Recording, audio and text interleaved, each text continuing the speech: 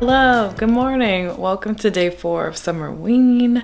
I thought we would start off the morning with me making a drink because I think one of the prompts is like making a cozy drink, right? I'll have to double check the prompts. I'm not exactly following the prompts this year. Sorry, I thought I saw something. I'll have to figure out like a cozy treat, a sweet treat that I want later on in the week because I don't think I'm going grocery shopping today. I don't really want to do that. So let's make a cozy drink. As always, it's a matcha.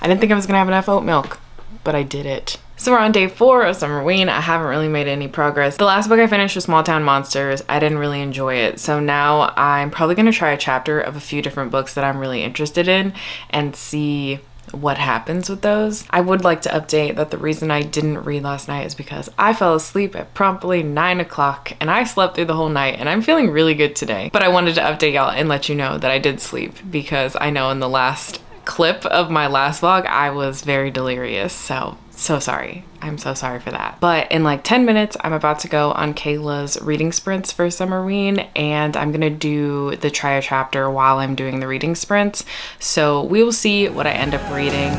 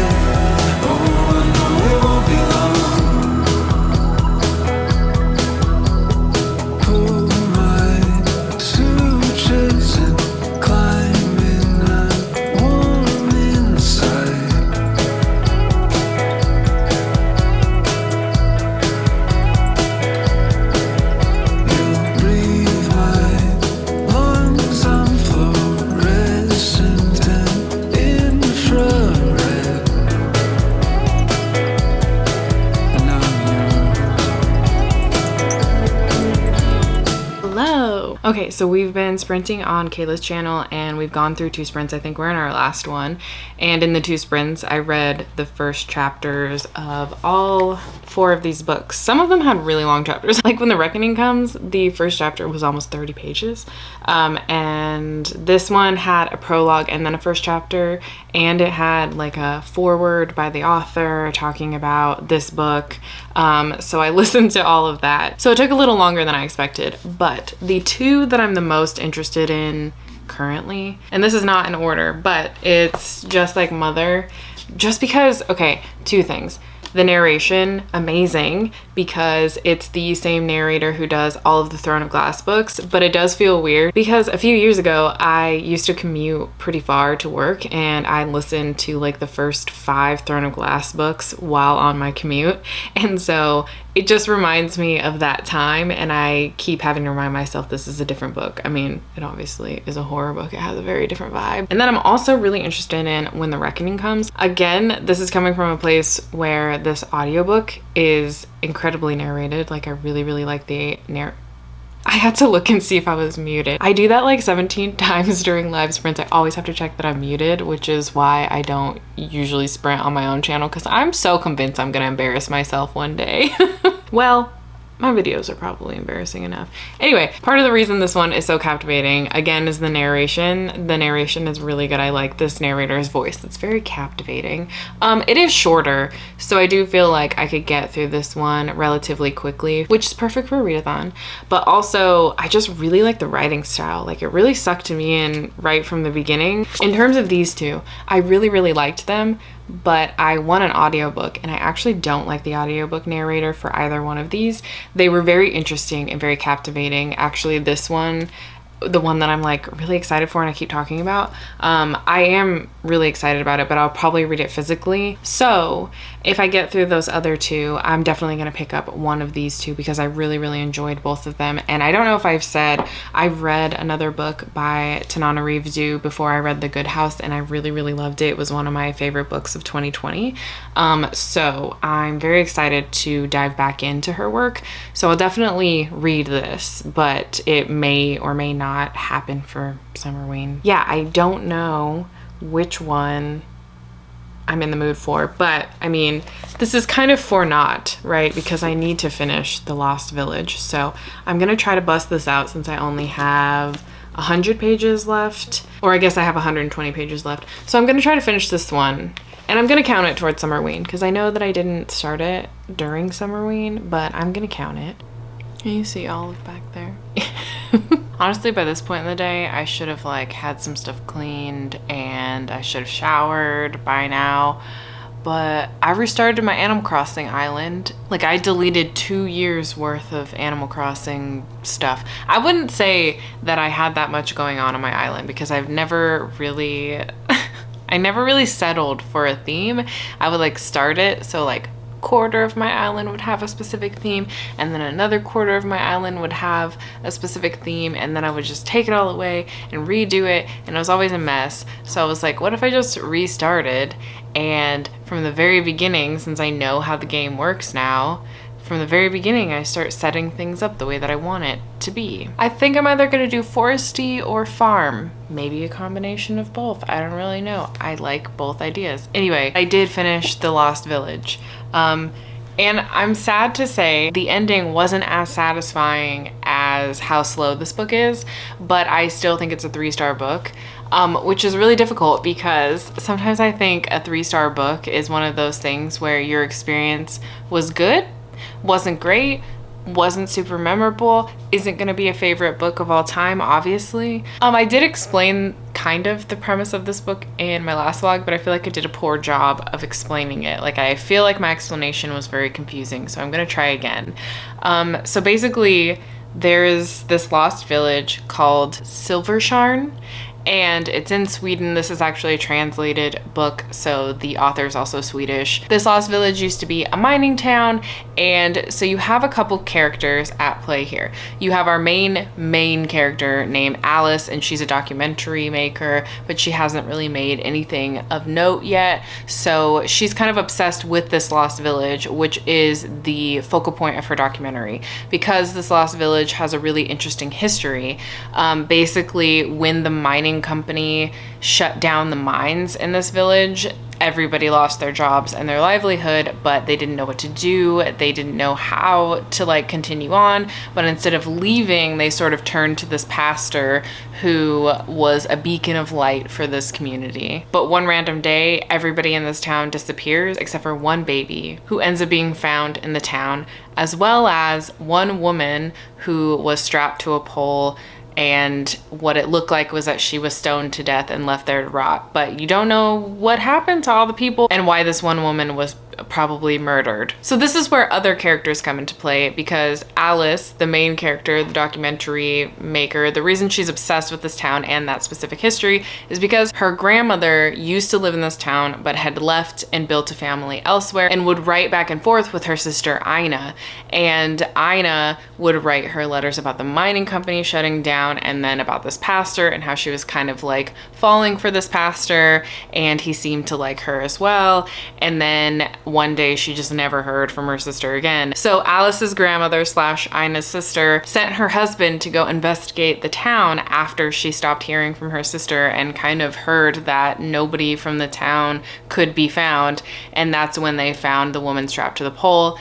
And so Alice, the documentary maker, becomes obsessed with this story because of her grandma's like history with it, and just the fact that throughout history, throughout the years that this has happened, because I believe that this happened in 1959, and I'm assuming it doesn't say, to my knowledge, to what I remember, it doesn't say what year this is made in, but obviously there's technology, there's cell phones and cameras, so I'm assuming it's like more close to our modern time.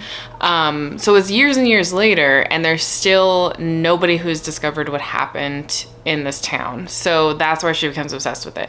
Basically, they travel to this town to film this documentary, but because Alice is not like a notable documentary maker and she didn't raise a lot of money for this documentary, they only have 4 or 5 days to investigate, get information, get footage about this small town, and it's been abandoned for so long that they're not even sure how safe it is to be there. So they go, and then small weird things continue to happen. I would like to some degree describe this as gothic horror only in the sense of the tone, because I think one of the things with gothic horror that has really stood out to me is that it's all about tone. It's not necessarily, if ever, really about the twists and turns within the book. It's always about this ominous, creepy tone that continues to build and build and build until you get like oftentimes a pretty explosive ending. If not an explosive ending, a fairly satisfying one that is creepy. That's usually how I think of gothic horror, and I'm not saying this is gothic horror because I don't know that it really falls into what gothic horror is quintessentially thought of as, but it definitely has the same tone and structure, because all of the reveals and like the really super creepy things when you're figuring everything out, everything's coming together, happens within the last like 75 to 100 pages.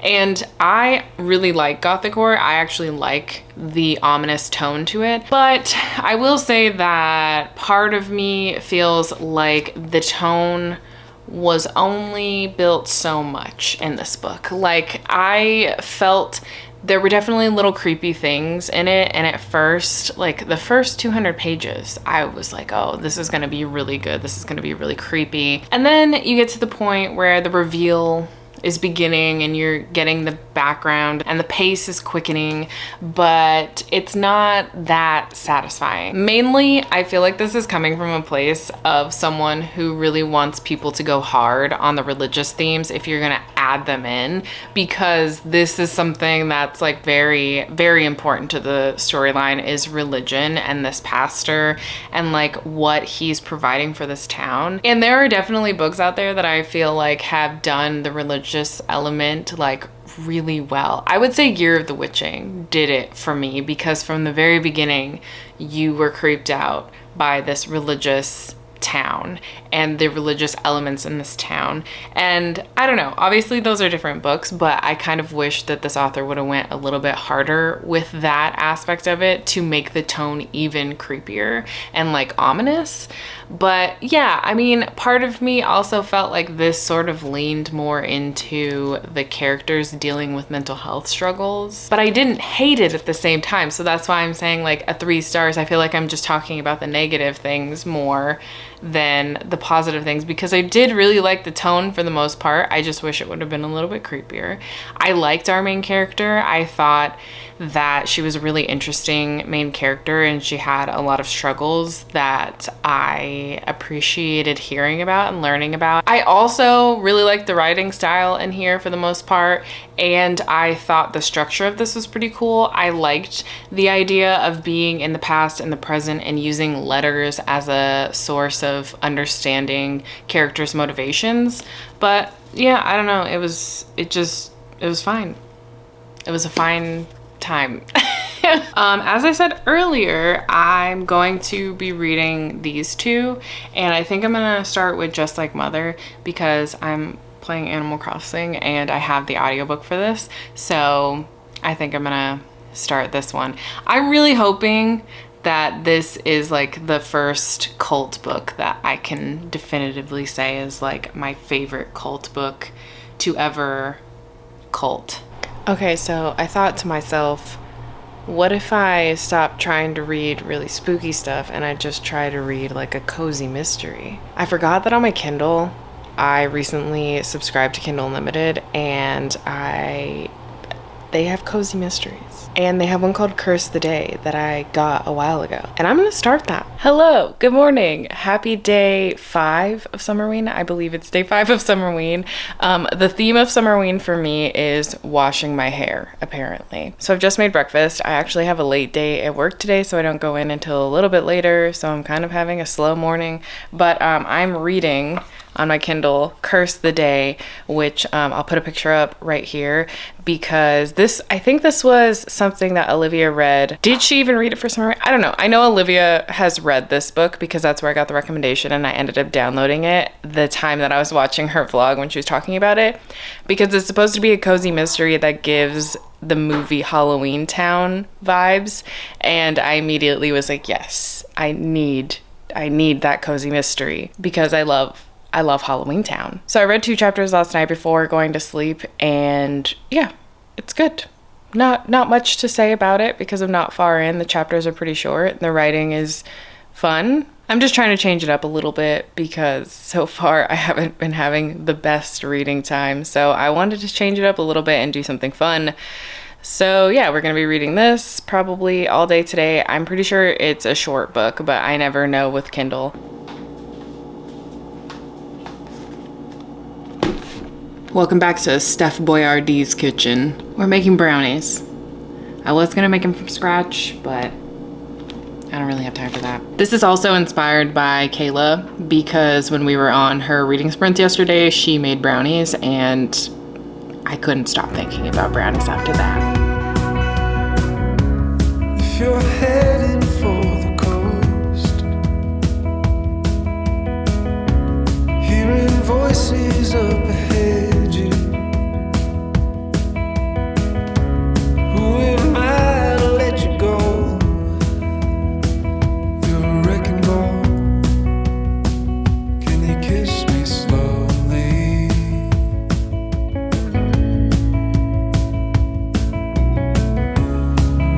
turn the headlights off.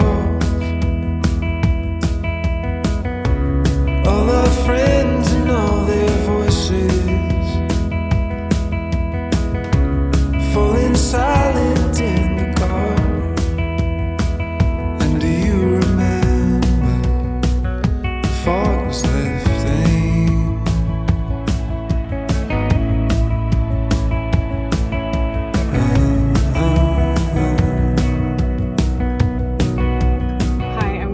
This quick because I'm in my work parking lot and there's actually a lot of people around. But I wanted to update you about Just Like Mother because I'm loving it. Like, the vibes are immaculate in this book right now. It is giving me culty. It is giving me creepy. It is giving me this woman is unhinged. Not the main character, her cousin. I'll give you more of the synopsis when I hit the halfway point. Just because I don't want to talk forever right now. But I'm loving it. Like, it's giving me the best vibes. I'm predicting 5 stars. Every little thing that happens, I'm suspicious. I'm very suspicious of everybody and everything. Like, part of me thinks I know where this book is going, especially like something that just happened in the chapter that I read. So I'm listening to the audiobook and I'm in chapter 9 of 35. So I would say that I'm probably a quarter of the way into the book because it's not that long. So I'm a quarter of the way in and I could say that I think I know what's happening, like where it potentially is gonna go. But at the same time, even if it goes to that place that I think it's going, I don't really know how that's gonna play out, which is really cool. And like, you know, sometimes when you predict like twists and turns in a thriller or a horror, it makes it less exciting, I guess, at the end. Sometimes it happens to me. But in this case, I kind of want it to go into this really weird place because, I mean, it'll be fucked up.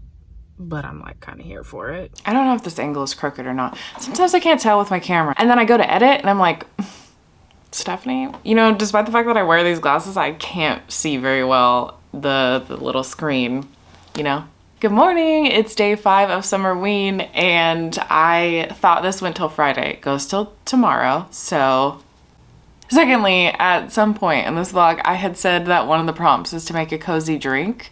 I don't know where I got that from. Maybe it was last year's, or maybe it was because I was catching up on Gabby's Summerween vlog and she did like a cozy drink thing and took you through it, and I was like, oh right, we have to do the cozy drink. No, it's just a treat. You just make a treat. So I didn't get to read any more last night because I was actually nervous to read this book at night. I've been having like really vivid dreams about things, so I was like, I don't want to read this book because I feel like it's gonna go into a really weird place. But just like Mother, I am 103 pages into it, and it's like just 300 pages, so, or it's 308 pages, so I have 108 pages left. Wow, math is not my strong suit. I have 200 pages. But I'm gonna start listening to that this morning, and I feel like I can finish this today. But there has been a change in the TBR once again, of course, because who would I be if not somebody who changed my TBR a million times? So I was gonna read Curse the Day, but I haven't really been reading physically. So I wanted an audiobook of a cozy mystery. And Erin was talking about a cozy mystery that she was going to start. And she was reading the second book in the Louisiana Longshot series. And I was like, oh, I've been seeing that around. I really want to read it. So she convinced me to get it. So now I have the audiobook for Louisiana Longshot. Let me see if I can show it to you. And I'm gonna read that once I finish Just Like Mother, and that might be the end of Summerween, but I might just go till Friday because I probably won't put this up until Saturday. So we might get an extra day of Summerween.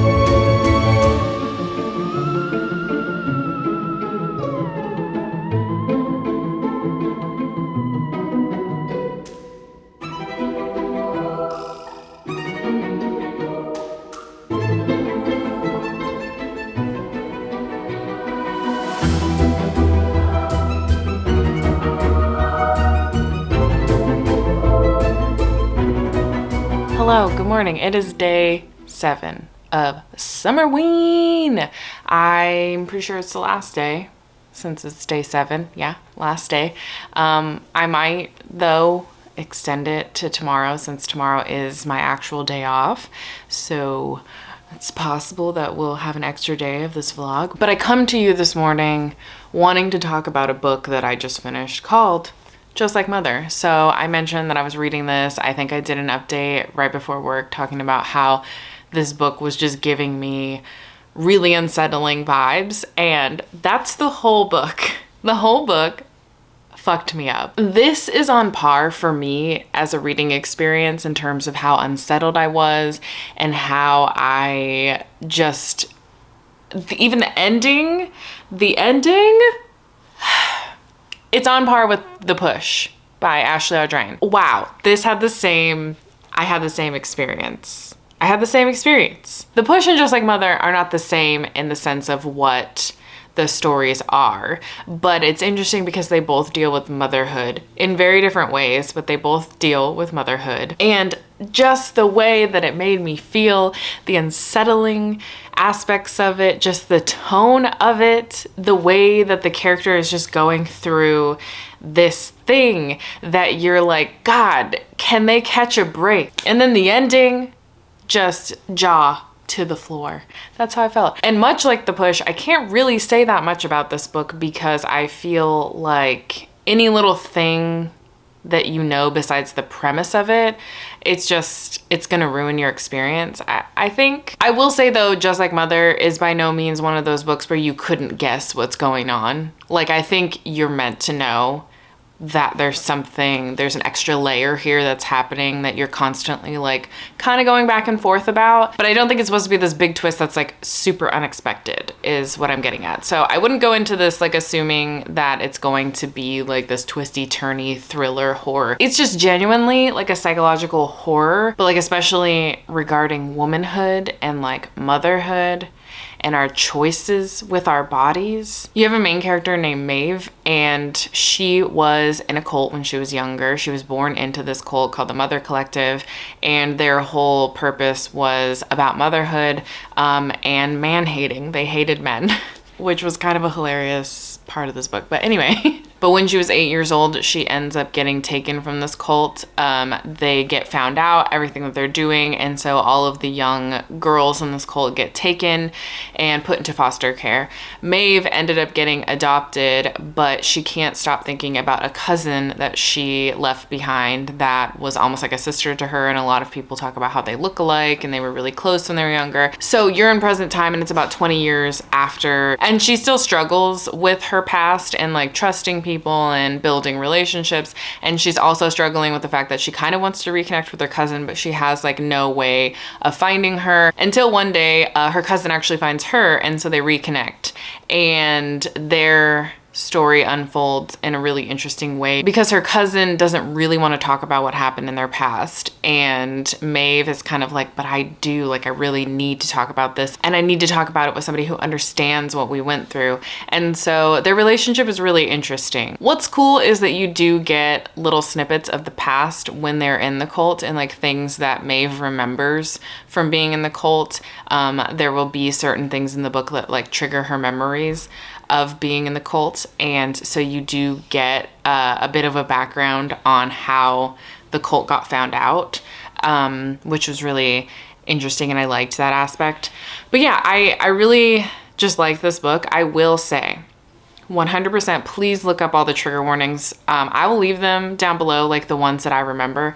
There are a lot of trigger warnings for this book. I think that's like implied with the horror, but I especially think this book you need to be mindful going into it because there's a lot of like sexual moments that feel very uncomfortable, like very uncomfortable.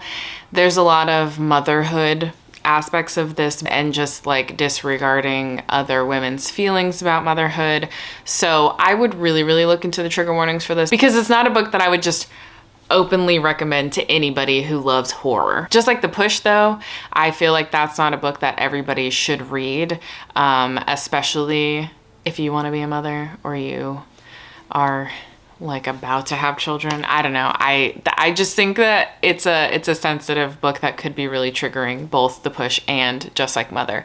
So I would keep that in mind. I'll try to leave as many trigger warnings below that I can remember and find about this book, but I did want to mention that because I mean, I was getting really uncomfortable about things and I'm not even a mom. So I can't imagine if I were a mom. I think I would give this 5 stars. Maybe 4.5. I haven't really settled on a star rating yet, but I finally found a cult book that I really, really enjoyed. So there is still hope for me and cult fiction. I work for the rest of the day, so I don't really know how much reading I am going to get done, but I'm gonna start Louisiana Longshot probably in a few minutes, actually, while I'm getting ready for work. Hello, I just got home from work. Couple things. Not me coming home thinking that Olive is just really excited to see me, when in reality she just wants to get fed. She's on a diet and she gets fed as soon as I get home from work most days. And yeah, I thought the bitch was excited to see me, but no, she wanted food. She just wanted food. She doesn't care about me. Secondly, I came home to 2 packages, and I don't know how y'all have the patience to wait till your birthday to open the packages that come early, because my birthday's in like 2 weeks, maybe a little less than 2 weeks. I think it's in like a week and a half. Do I have the willpower to wait? I don't know. I really want to open them right now. Part of me is like, should I just do a compilation of me opening the packages and put it into one video? That's a possibility that may be a reality. I don't really know. Third update. I am almost done with Louisiana Longshot. I think I have 45 minutes left of the audiobook because I didn't have a lot to do at work today. Well, I did. I was like doing it while I was on the reference desk. I got like the majority of everything that I needed to do done on the reference desk. And the rest of what I had to do was just buy some children's books. So it was kind of like a mindless task of getting the books into the cart and like making sure they're coming out in August. So it was kind of mindless, so I listened to it while doing that. And I'm having a good time.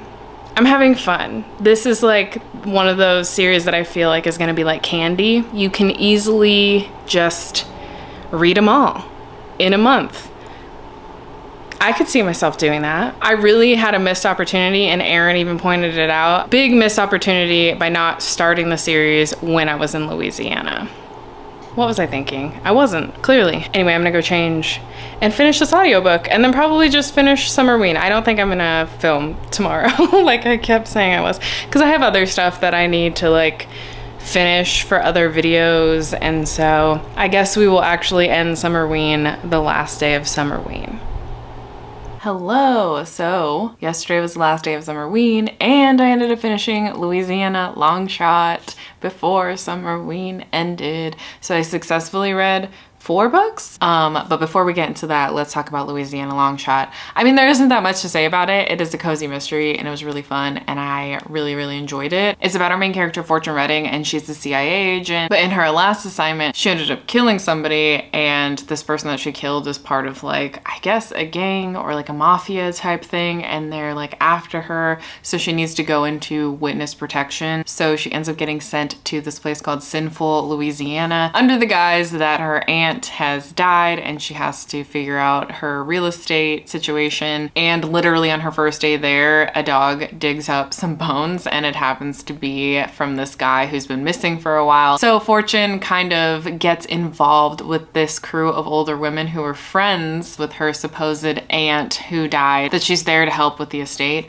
And these old women are amazing. But yeah, you go through this investigation of trying to figure out who done it. And in the meantime, you're getting to know these characters, and there's a potential romantic interest, and I just had a lot of fun. It's cheesy for sure, but I really liked it. These feel like the perfect book to get you out of a reading slump, because they're short and quick, and they're witty, and they're funny, and the characters are really endearing, and there's always like this murder mystery element, I'm assuming, in every book that you can like get a little bit invested into, which keeps you pushing through the plot. But also the old ladies in this book, I just want to be a part of their crew. They are so funny. Like, I just want to be an old lady with these types of friends. You know what I mean? That's one thing that scares me about getting old, among other things. But one of the things that scares me about getting old is not having people in your life that you can just like hang out with, you know? Because it gets harder to make friends as you get older, I guess. That's what they say. But anyway, like I said, I finished 4 books. I don't know if they fulfilled the prompts. I wasn't really paying attention to the prompt. But I finished The Lost Village, which I gave 3 stars. And I finished Small Town Monsters, which I gave 2 stars. I finished Just Like Mother, which I gave 5 stars. I'm pretty sure I'm settled on a 5 stars. And then Louisiana Longshot, which I don't know if I'm gonna rate it. If I did, it was probably 4 stars. 4 stars because I had a fun time. It was wholesome. Overall, I had an average reading time. No, I had a lot of fun this Summerween despite my reading. Like, I just had a lot of fun with Summerween. I always have fun with this readathon. It's one of the first or second readathons that I really participated in the community when I first started BookTube. So it's really exciting to continue to do it. And I love seeing other community members being involved in it, and all of the reading sprints that were happening this time around was so fun. I wish I could have been a part of more of them, but you know, work exists in my life. Anyway, let me know how you did in Summerween if you participated, and leave a pumpkin emoji or a ghost emoji if you've made it this far, and I will talk to you next time. Bye!